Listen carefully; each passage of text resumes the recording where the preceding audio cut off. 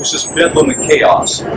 Clothes, clothing items, jewelry, everything from the pawn shop. And taking a hard look at what has changed in America's Wattses in the half-century since the Watts riots 50 years ago, Marquette Fry, the 20-year-old motorist whose arrest sparked the riots, name has been replaced by these names: Trayvon Martin, Michael Brown, Tamir Rice, Eric Garner, Ezell Ford, and Sandra Bland. They have one thing in common with Fry.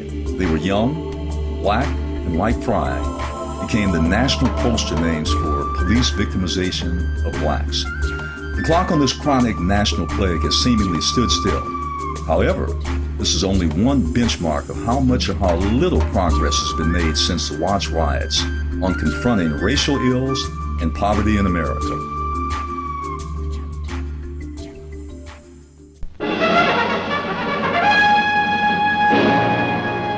Six days of rioting in a Negro section of Los Angeles left behind scenes reminiscent of war-torn cities.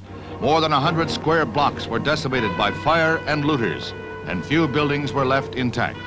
Firemen were harassed by snipers and brick-throwing hoodlums as they attempted to control the fires, many of which were left to burn themselves out.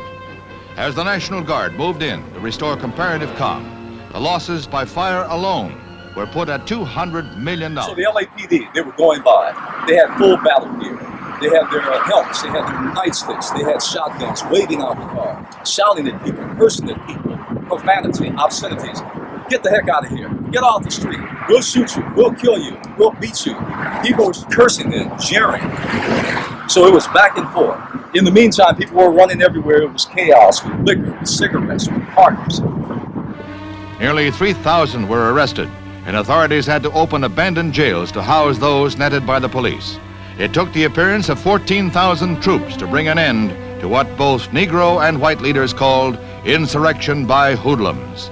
Civil rights leaders were quick to deplore the unbridled lawlessness, and Martin Luther King vowed to do all in his power to prevent a recurrence in Los Angeles or anywhere. There was a sense of not only just bedlam and chaos, there was a sense on the part of people that day on this corner that we're hitting back in the only way we can. We're fighting back in the only way we can. Sick and tired of being put upon by racist white police officers. That's the way they were seen then in the LAPD, an occupying army. Sick and tired of going into liquor stores and mom and pop stores, being overcharged, shoddy goods. So that frustration was there, that anger was there, that feeling of victimization was there. That day I stood on this corner right here on 39th and Western, which then was the Watts curfew area in South L.A. You felt that pulsating sense from just thousands of people that were in the streets that day, crowds up and down the streets. That's a new sense, almost transformative, if you will. We scream, but we can't be heard. We talk, but we can't be heard. It just seems like people don't understand. Respect and dignity is all I'm fighting for the black man himself. In 1965, black adult joblessness stood at 10.98%. For teens, it was 29%. In 2015, 50 years later, for black adults, joblessness, it stands at 12.6%, for teens 41%. In 1965, the wealth gap between black and white was a shade under $20,000. 50 years later, in 2015, it has leaped to more than $27,000. The black-white gap in home ownership has nearly doubled between 1965 and 2015. Today, nearly half of black children live in neighborhoods with concentrated poverty. Overall, nearly 1/3 of blacks live in poverty. That's a figure nearly triple that of non-Hispanic whites. Then there's the issue that still remains the major flashpoint in racial relations in America. That's the criminal justice system. In 1965, an estimated 35,000 blacks were in America's state and federal jails.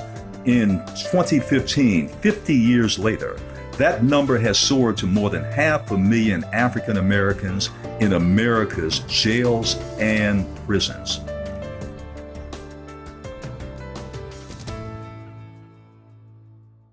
Looking back 50 years, I put no value judgment on it. It's just something I saw and watched with a mix of both awe and fascination. I was 18 years old then. I was a teenager.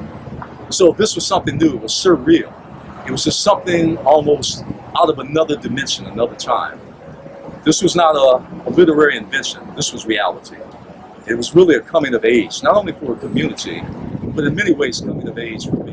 It ushered in the era of the civil rights movement, the Black Power movement, the Black is Beautiful movement, and many things after that that came out of that sense of transformative, empowering yourself in the right way or the wrong way. That's for history to decide. When it happened, it's a part of history, and I was there.